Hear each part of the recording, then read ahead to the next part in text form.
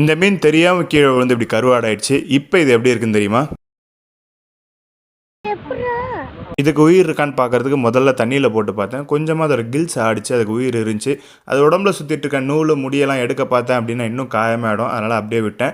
Fighter வந்து தண்ணிக்கு மேலே வந்து தான் மூச்சு விடும். ஸோ அது தண்ணிக்குள்ளே வந்து முழுங்கிடுச்சு.